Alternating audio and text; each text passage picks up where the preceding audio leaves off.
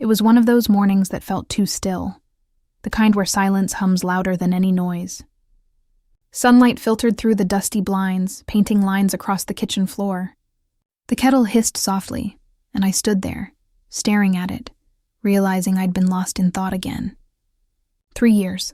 It had been 3 long, echoing years since I last heard my father's voice. The same voice that once told bedtime stories, then one day told me I no longer existed to him. I remember the sound of that door slamming, sharp, final. The kind of sound that doesn't just close a house, it closes a lifetime. Now, standing barefoot in the hallway, I grabbed the stack of morning mail. Bills, catalogs, some generic flyers, and then an envelope. Thick, cream-colored, slightly bent at the corner. My breath caught. My father's handwriting, the loops on the letters, the slant of the ink. I'd know it anywhere. I used to imitate it as a child, tracing his notes just to feel close to him.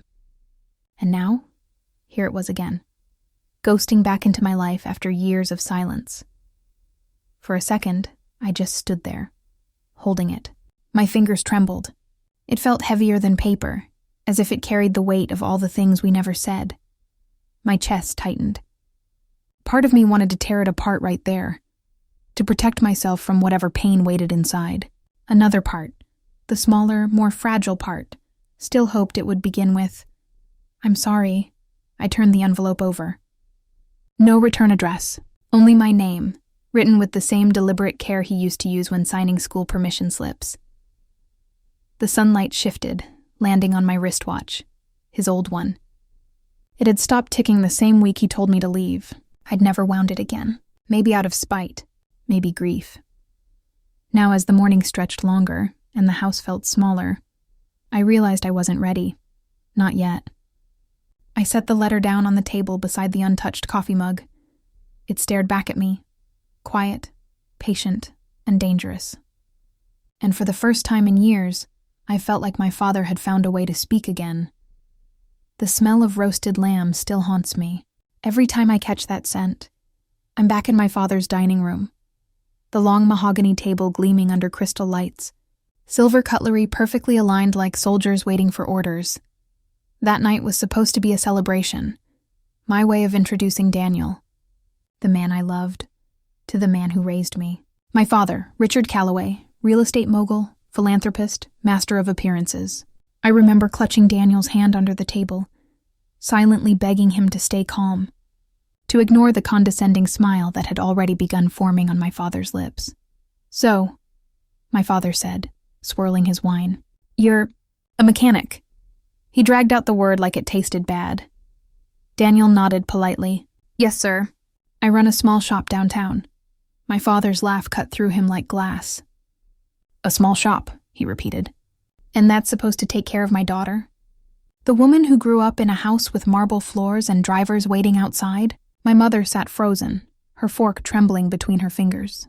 She wanted to speak. I could see it, but she didn't dare. I tried to diffuse it. "Dad, I don't need marble floors. I just need to stop embarrassing this family," he snapped. The silence that followed was suffocating. Daniel's jaw clenched. I felt his hand slip from mine. Then my father stood. "You make your choice tonight, Emily. Him or this family. You can't have both." I remember staring at his cufflinks, gold, engraved with his initials, and realizing that love, to him, was just another contract, conditional, negotiable. When I chose Daniel, he didn't shout. He just nodded, like a CEO approving a termination. "Then you're cut off," he said calmly. "Financially, emotionally, completely. As far as I'm concerned, you no longer exist." He turned away, dismissing me like an employee. I left that night with one suitcase and a heart that felt too big for my chest.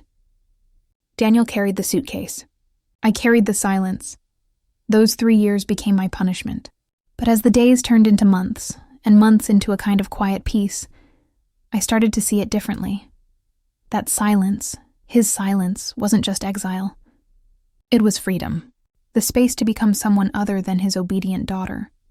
And yet, holding his letter now, all that freedom felt fragile again, like it could vanish with the tear of an envelope. The first year after I left felt like living underwater. Every sound muffled, every movement heavy.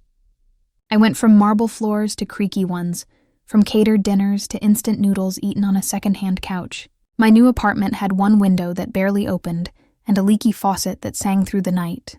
Still, it was mine. I worked late shifts at a diner on 3rd Street, the kind that never sleeps, where the coffee burns your tongue and regulars come with broken stories and exact change. My hands ached from carrying trays. My feet blistered from standing, but for the first time, I didn't owe anyone an explanation. Sometimes, after closing, I'd sit by the window and write my father a birthday card. I never knew what to say, so I'd start simple. "Hi, Dad. Hope you're well." I mailed 3 over the years. None came back. None were answered. There's a box under my bed filled with those little pieces of hope.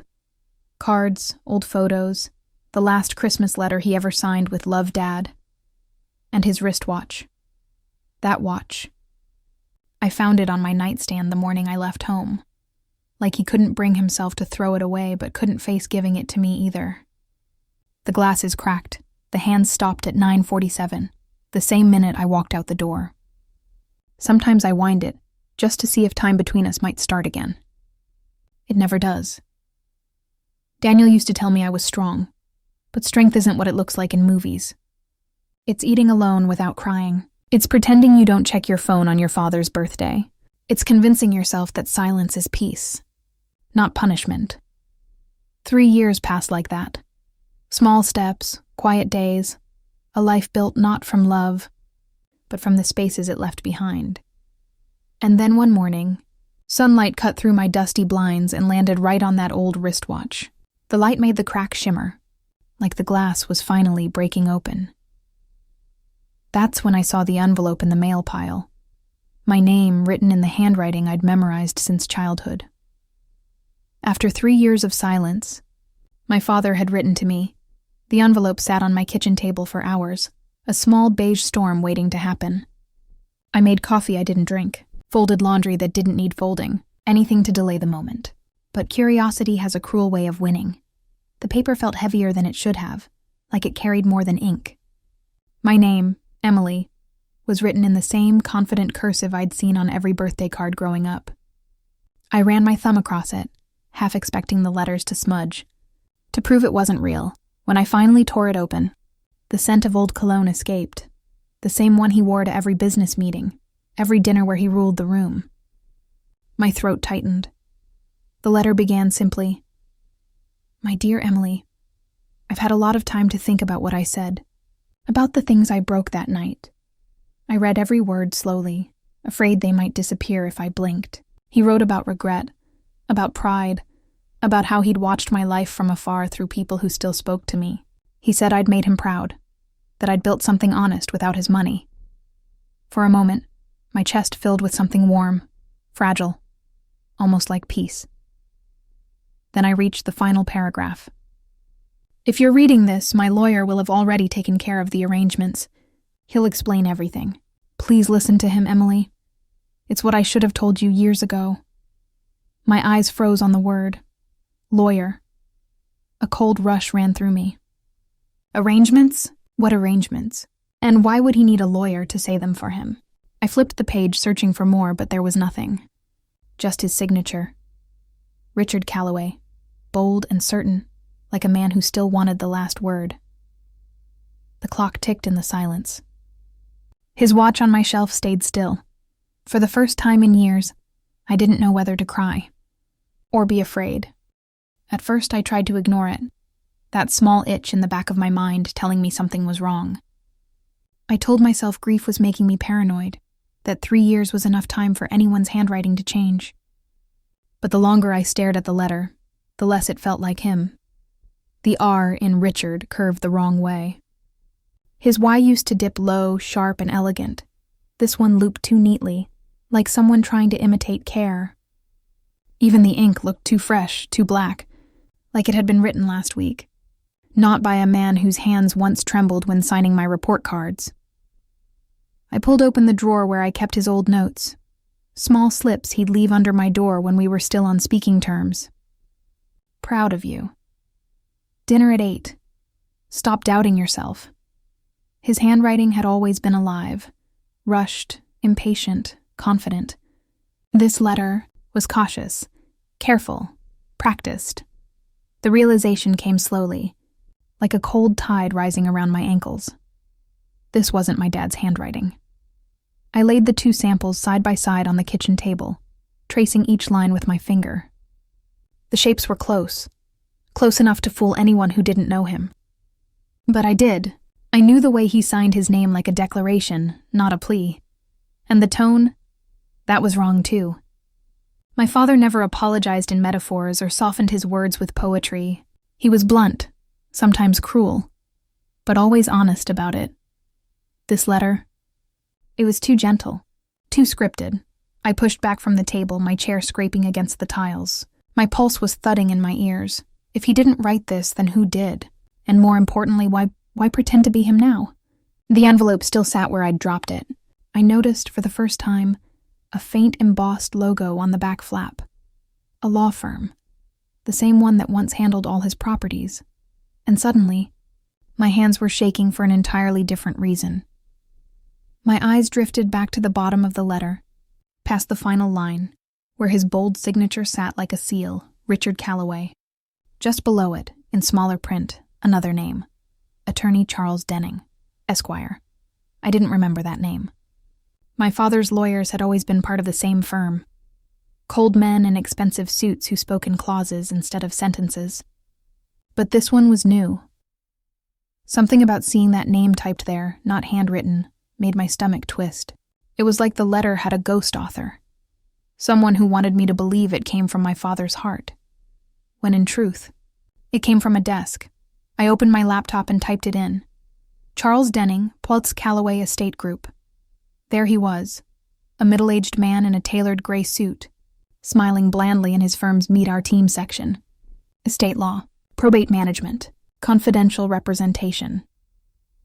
My pulse quickened as I stared at his face on the screen. Something about his expression, polite, detached, didn't match the intimacy of the letter I'd just read. Still, I needed answers. I grabbed my phone before I could talk myself out of it. The call connected after 2 rings. Denning Law Offices, how may I help you? The receptionist's voice was calm, professional. Hi, I said, my throat suddenly dry. My name is Emily Calloway. I received a letter, supposedly from my father. It mentioned Mr. Denning's name. There was a pause, too long. I heard faint typing on the other end, the sound of a page being turned. Then the receptionist's tone changed, softer, careful. Ms. Calloway, she said slowly. Could you hold for just a moment? My heart pounded as faint music played through the receiver. I stared at the letter on the table, at the familiar signature that now felt foreign. When the line clicked again, it wasn't the receptionist's voice. It was a man's, calm, deliberate. Ms. Calloway, he said. This is Charles Denning. I'm very sorry you had to find out this way. Find out what? I asked. He hesitated. Then, I think it would be better if we spoke in person. The call ended. And for the first time since opening that envelope, I realized whatever my father had left behind wasn't just a message. It was a secret. The office smelled like leather and old paper, the kind of air that carries secrets. Diplomas lined the walls in neat symmetry, each one framed with quiet authority. Charles Denning sat behind a mahogany desk, hands folded, expression unreadable. I didn't bother with small talk. You said it was better to meet in person, I began, setting the letter down between us. So tell me, what's going on? He hesitated, studying the page like it might answer for him. Ms. Calloway, your father passed away 2 weeks ago. The words hit like a punch. I didn't cry. I just stared at the letter, the fake curves of his handwriting suddenly cruel in their neatness. My father had died, and someone had made sure I found out through an imitation of his voice. When I could finally speak, my voice was barely there. And this letter? It was delivered according to his estate instructions, Denning said carefully. Your father left specific documents to be mailed posthumously. That's one of them. But something in his tone, too formal, too measured, made me press harder. Then show me the will. His jaw tightened. It's highly confidential, Ms. Calloway. I'm his daughter, I snapped. Show me. A pause. Then a sigh. Weary, resigned. He turned to his filing cabinet, retrieved a thick folder, and laid it open. The first line felt like a slap. I, Richard Calloway, being of sound mind and body, leave my entire estate, including all assets, properties, and holdings, to my wife, Margaret Calloway. Margaret, my father's second wife, the woman who smiled too widely at his parties, who once told me I should try being less emotional. Everything. Gone to her. No mention of me. Not even a footnote, but the letter had said something else. My lawyer will handle things. It's what I should have told you years ago. That didn't sound like a man leaving me with nothing. That sounded like a man trying to undo something. I picked up the letter again. My fingers brushed the back page, and there, beneath the surface, I felt them. Faint indentations. Lines of pressure, words that had been written, then hidden. I tilted the paper toward the light. The faint grooves caught the glow, forming ghostly letters beneath the visible ones. Something was missing. Or maybe something had been erased. And suddenly, the letter didn't feel like closure. It felt like a warning. That night, sleep refused to come. I sat at the kitchen table long after the city went quiet. The letter spread before me like an unsolved equation. My father's voice, or whatever echo of it remained, kept replaying in my head. It's what I should have told you years ago. The clock on the wall ticked softly, its rhythm mocking the stillness of his wristwatch beside it. Frozen forever at 9:47. The hour I left. The hour our lives split in two. I picked up the letter again, tracing the indentations I'd noticed earlier. They were subtle, invisible under artificial light, but when I held the page near the window, where the first light of dawn spilled through the blinds, something happened. The sunlight kissed the paper, and for a fleeting second, faint gray lines appeared, pencil marks pressed deep into the fibers, hidden beneath the black ink. My pulse quickened. I turned the paper slowly, angling it toward the light until the words began to take shape. Not in his printed message, but beneath it. A different handwriting. His real one, the same impatient strokes. The same sharp eye leaned closer, barely breathing, and read the ghostly message beneath the surface. If you're reading this... They didn't let me change the will. Check the cabin by the lake. For a moment, the room went silent. My heart stuttered. The cabin. He hadn't been there in years. Not since before he remarried. It was our place once, when I was a kid. A small wooden retreat surrounded by pines and silence. He used to call it our escape. And now, from beyond the grave, he was sending me back there. I pressed the page flat against the window, tears welling as sunlight revealed the full message. Faint, desperate, like a whisper trapped in time. He had tried to make things right. Someone, maybe her, maybe the lawyer, had stopped him. But he'd found a way to speak anyway. The fake letter wasn't meant to comfort me. It was meant to lead me. I folded the page carefully, sliding it into my jacket pocket. My hands were trembling, but my mind was clear. If the cabin held the truth, I'd find it. And for the first time in years, I felt something stronger than fear. A purpose. The drive to the lake felt longer than I remembered. The road wound through endless stretches of pine and memory. The same narrow turns my father used to take with one hand on the wheel, the radio humming something old and steady. Now, every mile felt like traveling backward in time. When the cabin came into view, it was exactly as I'd left it. Small, wooden, half swallowed by ivy. The front steps creaked under my weight, the wood groaning like it recognized me. I hesitated at the door, my reflection staring back in the dusty window pane. Older, hardened, but still that same girl waiting for her father to come around. Inside, the air was stale with years of silence. Dust motes floated through thin sunlight streaming from the cracked blinds. Everything was frozen, the books still stacked on the mantel, the chipped mug still resting by the sink. It felt like time had stopped the day I left. I ran my hand along the desk where he used to sit and write his contracts, the same one where I doodled on the underside as a child. Something caught my eye, faint initials scratched into the wood. EC, my breath hitched. He'd kept it. I pulled open the top drawer. It stuck at first, then gave with a shudder. Inside lay a small metal box, unmarked except for those same initials carved neatly beneath. EC. My hands were shaking as I lifted it out. It was heavier than it looked. A small padlock hung from the latch, rusted but weak. I found an old screwdriver in the drawer, wedged it under, and twisted until the lock snapped.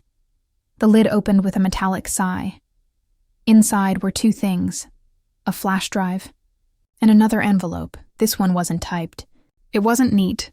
It was written in his unmistakable scrawl, fast, jagged, alive. My father's handwriting. I sank into the chair, my heart pounding so loudly it filled the room. For the first time since the letter arrived, I could almost hear his voice again. The paper trembled in my hands as I unfolded it. The first line was short, urgent, like he'd written it in a hurry. Emily, if you found this, then they got to me before I could make it right. I stopped breathing. Whatever this was, it wasn't about forgiveness anymore. It was about truth. My fingers trembled as I unfolded the letter. His handwriting was unmistakable, impatient strokes, slanted to the right like he was racing against time. The ink bled slightly near the bottom, as if his hand had shaken while he wrote. Emily, if you're reading this, then I wasn't strong enough to stop what came after. I wanted to change the will, to give you back what I took away. But Margaret made sure I couldn't. She said it would confuse things, that it was better if the estate stayed simple. My throat closed. Margaret, he went on. I believed her at first. I wanted to, but the more I listened, the more I realized how long she'd been planning everything. She used my guilt against me, said I'd embarrassed the family by letting you go, and that this was my chance to fix my reputation. I clenched the edge of the desk, the paper crinkling in my hand. By the time I found out she'd spoken to my lawyer without me present, it was too late. My health was failing. I was tired. She called it dementia before the doctors ever did. Maybe she wanted people to believe I didn't know what I was signing. A tear slipped down my cheek, but I didn't wipe it away. There's a flash drive in this box. It holds the truth. Recordings, messages I made while I still had my voice. Play them, and you'll understand everything. My hands shook as I reached for the small black drive. It was scratched along the side as if it had been hidden or dropped in a hurry. I plugged it into my laptop, heart pounding. Then, his voice, crackly, weaker than I remembered, but undeniably his. This is Richard Calloway.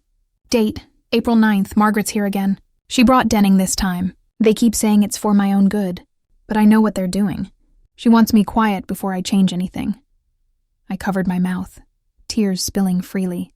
More clips followed, muffled arguments, her voice sharp and cold. Proof.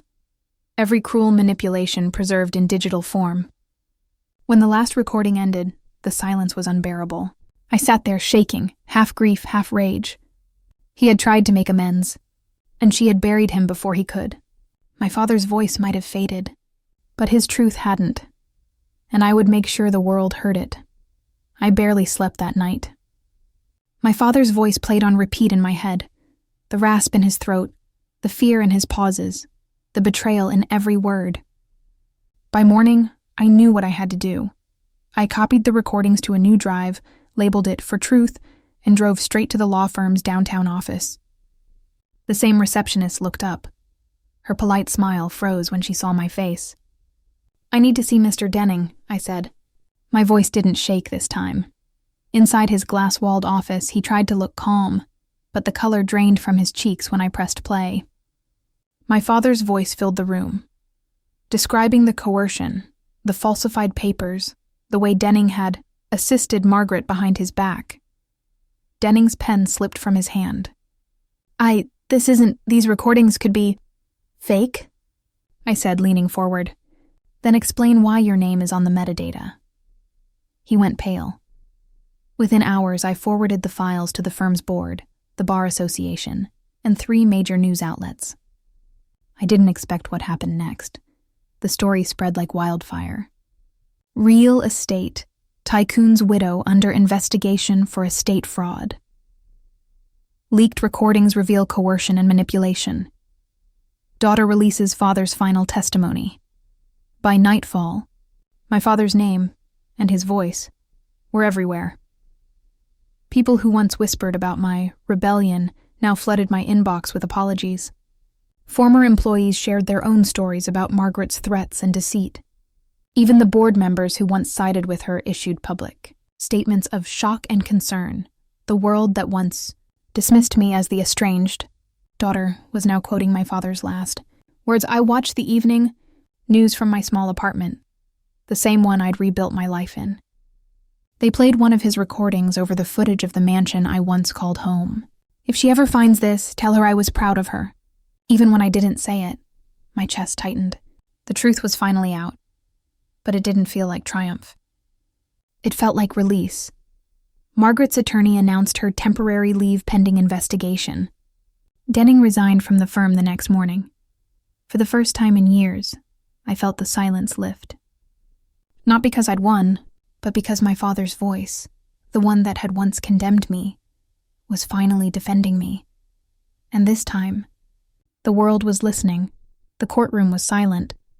That heavy, breathless kind of silence that comes before something irreversible. Reporters filled the benches. Margaret sat 2 rows ahead, her once perfect composure cracking under fluorescent light. I didn't look at her. I looked at the screen. The judge pressed play. My father's voice filled the room, calm, weary, but unmistakably him. They told me it was just a formality, but I know what they're doing. They're taking everything I built and twisting it. Emily deserves the truth. The recording echoed off the marble walls. Margaret flinched. Denning stared at the floor. The entire room seemed to lean in, drawn by the rawness of a man's final confession. When it ended, the judge exhaled slowly. Based on the evidence and testimony, he said, this court finds the will was signed under coercion and fraud. The estate reverts to its rightful heir, Ms. Emily Calloway. The words didn't feel real. Cameras flashed. Pens scribbled, but I just sat there, numb. Outside, people congratulated me. Some reporters shouted questions about how it felt to win, but I didn't feel victorious, just hollow. I drove back to the old family estate, the same house where he'd once looked me in the eye and said, "You're no longer my daughter."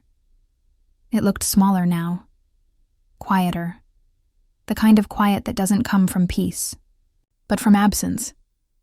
I walked through the front door, my footsteps echoing against marble. Dust motes floated in the afternoon light. Every corner held a memory. His voice, his anger, his silence. In the study, I found his old leather chair still facing the window, the same one where he used to read the paper every morning.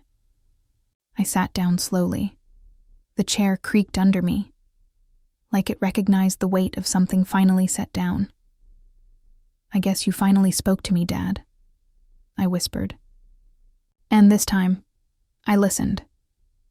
For a long moment, I just sat there, watching sunlight fall across the desk, the same light that had revealed his hidden message weeks ago. Justice hadn't come from a courtroom. It came from his voice, the one that had finally told the truth. And for the first time in years, I wasn't angry. Just heard. It's been 6 months since the hearing. The noise, the headlines, the endless phone calls, all of it has faded into a kind of quiet I didn't know I needed. I sit at the old cabin by the lake, the same place where I first found his final letter. Morning sunlight ripples across the water, soft and golden, the way it used to when I was little and he'd teach me how to skip stones. On the desk beside me rests his wristwatch, the one I once said had stopped ticking, just like us. I finally took it to a repair shop last week. The man behind the counter wound it carefully, listening, nodding, and then smiled. "It just needed a new spring," he said. Now, the steady rhythm of its ticking fills the room. It's not loud, but it's constant, patient, forgiving. The inheritance. I didn't keep most of it. I started a small foundation instead. One that helps people rebuilding their lives after being disowned, silenced, or forgotten by their families. I called it the Second Letter Fund, because sometimes the truth we need is written beneath what was first said. Every month, I drive up here, to the cabin, to think, to write, to listen. The silence isn't heavy anymore. It's alive, filled with wind, water, and something that feels a lot like peace. I open the window, letting sunlight wash over the desk. The same kind of light that once revealed his hidden message, only now there's nothing left to hide. In the background, I speak softly, like a voiceover to my own memory. He wrote me a letter, but when I looked closer, I found the truth buried under guilt and love. Silence wasn't the end. It was the beginning of everything he couldn't say. The camera lingers on the ticking watch, the lake glinting through the glass, the pages of the old letter folded neatly beside it. The screen fades to white. The sound of the ticking continues, steady and clear. The sound of forgiveness, echoing through everything he left behind.